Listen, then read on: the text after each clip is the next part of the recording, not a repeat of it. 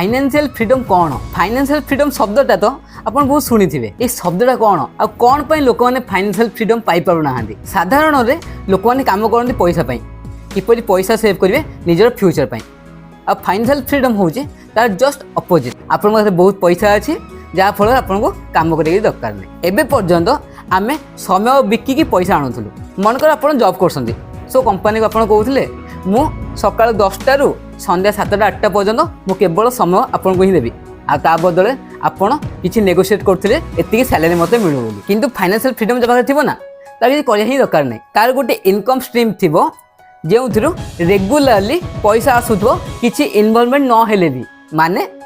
मु मो समय निजे ही किनीदेली मत कि दरकार नहीं सकाଳେ उठ no work whole day no work राति खाई पी आउ तो पड़ आउ सकाଳେ उठ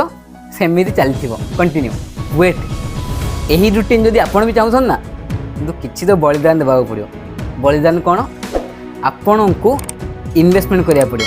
पैसा अधिक इनकम करा पड़ो तापर अधिक पैसा सेव करा पड़ो तापर अधिक पैसा इन्वेस्टमेंट करा पड़ो तापर जाइए किसी वर्ष पर आपण को फाइनेंशियल फ्रीडम मिल स्टे हेल्दी स्टे इन्वेस्टेड।